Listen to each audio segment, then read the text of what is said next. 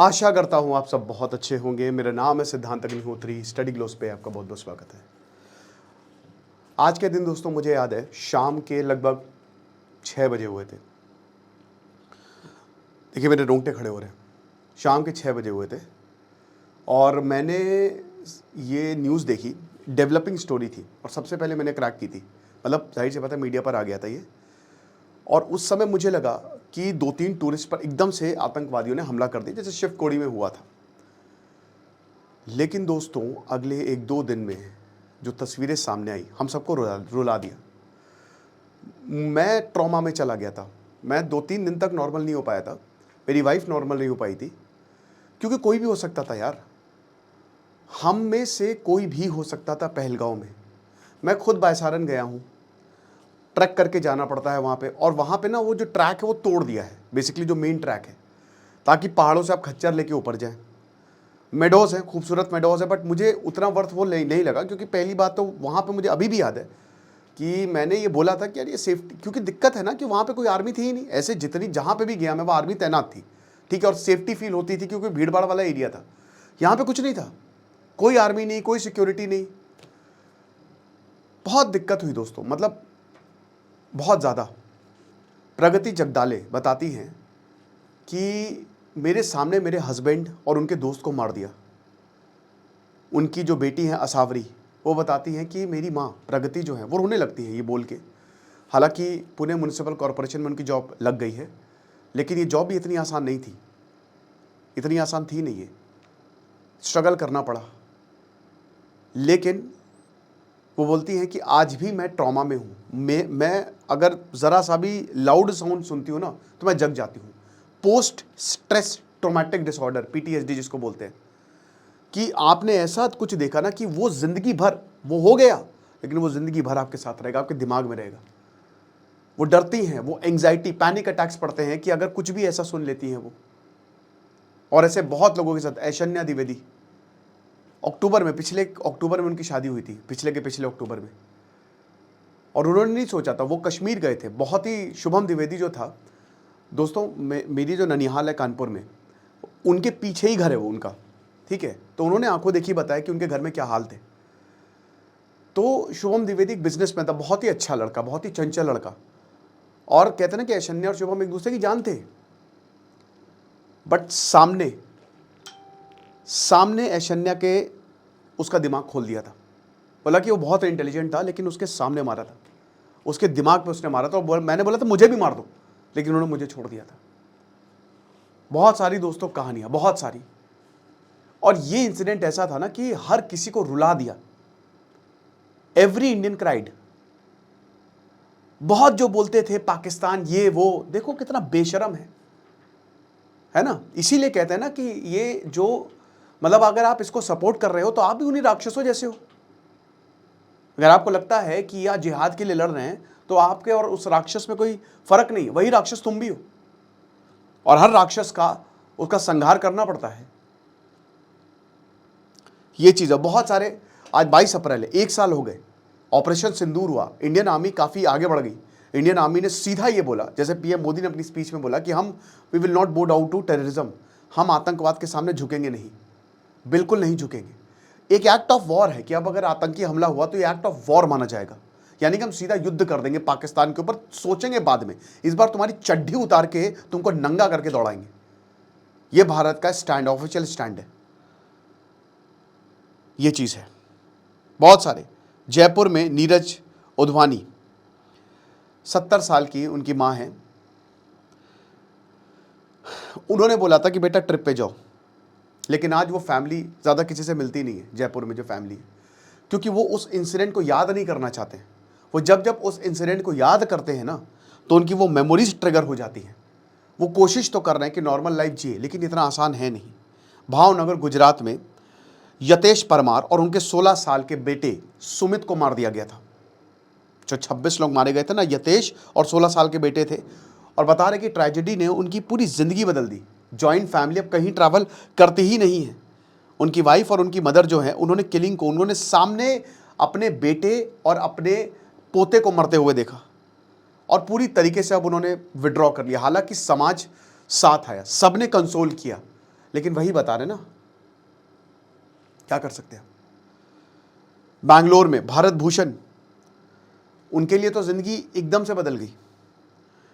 Family holiday मनाने गए थे बैंगलोर से, मार दिया, पत्नी के सामने, बेटे के सामने मार दिया। उनकी वाइफ सुजाता ने वही बोला कि जो उनका भाई है प्रीतम, जैसे अटैक हुआ मैंने उनको फ़ोन किया, प्रीतम को, अपने भाई को, और बताया कैसे कैसे हुआ। तो भरत, जब ये अटैक हो रहा था तो भरत ने बोला कि मेरे परिवार को छोड़ दो, कुछ भी करके, आतंकियों को बोला। और बता रही है सुजाता कि अभी आर्टिफिशियल नॉर्मलसी है, हम कोशिश तो कर रहे हैं लेकिन हम मूव ऑन नहीं कर पा रहे। हम चाह रहे हैं कि हम नॉर्मल दिखें, लेकिन वो जो ट्रॉमा है ना वो हमारे साथ। और यही मैंने दोस्तों उस वक्त बोला था कि भाई ये दुनिया आगे बढ़ जाएगी, हम आगे बढ़ जाएंगे, आप आगे बढ़ जाएंगे, लेकिन जिनके साथ ये हुआ है ना वो ज़िंदगी भर ऐसे ही रहेंगे। ज़िंदगी भर उनके साथ यही होगा। जेनिफर 58 साल की है ये। सुशील नतानियल, उनको भी मार दिया था, इंदौर की है ये। सुशील ने जेनिफर को बचाने की कोशिश की, उन्होंने अपने आप को कुर्बान किया और उन्होंने उनको ढकेला कि तुम मिडोज में छुप जाओ, तुम नहीं मरोगी, मैं मरूंगा, ये चीज़ है। और उसके बाद वो बताती है कि जब मैं उठी और जब मैंने देखा तो मैं तो लाइफलेस थी। आज भी मुझे समझ नहीं आता मैं क्या करूं। और ऐसे बहुत सारे दोस्तों, हैदराबाद से जो टेकी थे उनको मारा और उनके 5 साल के बच्चे को उनके ऊपर बिठा दिया। बहुत सारे ऐसे जो नेवी ऑफिसर थे उनको जान से मारा, उनके पिताजी ब्रोक डाउन, वो देखा सबने। और ये किसने किया? पाकिस्तान ने। ये पाकिस्तान ने किया। और आज कुछ लोग जो है वो स्टिल पाकिस्तान के नारे लगाते हैं। इससे शर्म की बात हो सकती है। तुमको दिख रहा है कि तुम्हारे सामने वो देश क्या कर रहा है, 70-75 साल से उस देश ने तुम्हारे साथ क्या किया है, लेकिन तुमको इतनी शर्म नहीं है कि तुम उसके सामने झुके हुए हो। तुमने उसको अपना दामाद बना के रखा हुआ है। सीधी सी बात है कि जब तक पाकिस्तान आतंकवाद खत्म नहीं करेगा उससे कैसी बातचीत हो सकती है। उसको नंगा करो पूरी दुनिया के सामने, वैसे भी भिखारी है, सबसे भीखी मांगता रहता है, चाहे IMF हो चाहे वर्ल्ड बैंक हो, यही तो करता है वो, कटोरा फैला के सबके सामने घूमता रहता है। ये तो शहबाज शरीफ खुद ने बोला कि हम तो भिखारी हैं। धुरंधर 2 मूवी आई तो कुछ मेल्टडाउन्स हुए, शर्म ना नहीं चाहिए उन लोगों को। धुरंधर 2 ने दिखाया। और धुरंधर 2 देखिए वही बता रहे हैं कि जो पाकिस्तान है वो खुद आतंकवाद से बहुत पीड़ित है, लेकिन वो मानेगा नहीं। मस्जिद में ब्लास्ट हो जाते हैं, शहरों में ब्लास्ट हो जाते हैं, लेकिन वहां पे लोगों को तो चूरन दिया गया है। आप देखिए, अजीब बात यह है कि जब ऐसी पोस्ट आती तो आप देखिए कमेंट्स में, जब पहलगांव हमला हुआ कुछ लोग बहुत खुशियां मना रहे हैं। शर्म, मैं बता तो रहा हूं कि ये भी उन आतंकवादियों से कम नहीं है। याद रखिएगा जो इसको सपोर्ट करेगा, क्योंकि इनकी क्या गलती थी? कलमा पढ़ो, कलमा पूरा एक हिंदू मुस्लिम डिवाइड करने की कोशिश की थी। पहलगांव बर्बाद हुआ भाई, कश्मीर टूरिज्म पे इफेक्ट हुआ, हालांकि उसके बाद वो रिवाइव हुआ। आज ये बहुत अच्छी बात है दोस्तों कि आप वंदे भारत जब से चलाइए, मैंने 1-1 महीने का टिकट देखा तो 100-100 वेटिंग आ रही थी। तो कश्मीर में टूरिज्म रिवाइव हुआ है, बट हाँ हुआ है, मतलब दिक्कतें हुई हैं, ऐसा नहीं कि पूरी तरीके से सिक्योरिटी और बढ़ाई गई है, हिंदू मुस्लिम करने की कोशिश की गई, लेकिन भारत यूनाइट रहा। यही तो भूल गए ये लोग। भारत ने बिल्कुल हर पार्टी यूनाइट हो गई, हर एक इंसान यूनाइट हो गया और पाकिस्तान में घुसकर तबाही मचाई। इसमें एक जो कश्मीर में थे जिन्होंने बचाने की कोशिश की, जो खच्चर, जो मैं उनका नाम भूल रहा हूं, उनको भी गोली मार दी। तो ये आतंकवादी को कोई धर्म तो होता नहीं है। वैसे ऐसा मुझे बोलना नहीं चाहिए, आतंकवादी को धर्म नहीं होता है, ठीक है, लेकिन जो हिंसा फैलाएगा उसको तो छोड़ना है नहीं।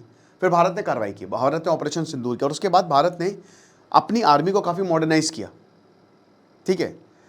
भारत इस समय बिल्कुल टेक मोड पे है।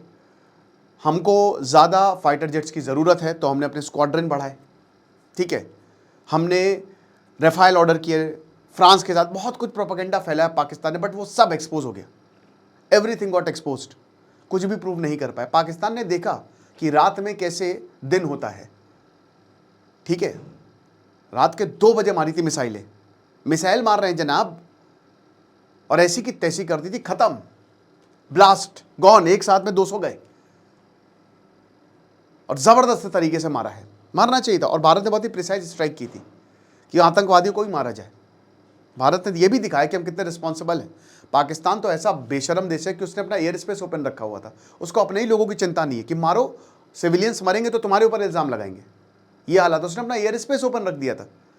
कि कोई बात नहीं, सिविलियन फ्लाइट्स भी उड़ रही है, उसके बावजूद बचते बचाते हुए हमने आतंकवादियों को मारा है, मसूद अजहर के पूरे परिवार को खत्म किया है ना। ये पूरा कहते हैं ना कि ये जो हटाओ इसको, नस्ल ही खत्म करो इन लोगों की, ताकि ये पैदा ही ना हो सके इस तरीके से, ये जो आतंकवादी हैं, ये चीज है।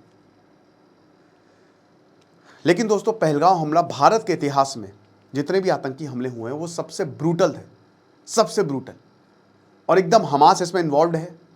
इजराइल के साथ भी इन्होंने यही किया था, 1500 यहूदियों को मार दिया था, खत्म कर दिया था, और फिर इजराइल ने कहते ना कि एकदम ऐसी की तैसी कर दी थी हमास को। ठीक है, वो बाद में हमास को छोड़ने पड़े थे होस्टेजेस, ये बात सच है कि 2 साल हो गए इजराइल को कुछ, लेकिन बहुत मारा था हमास को। अब उसमें काफ़ी सिविलियंस भी मारे गए थे, जो कि गलत है।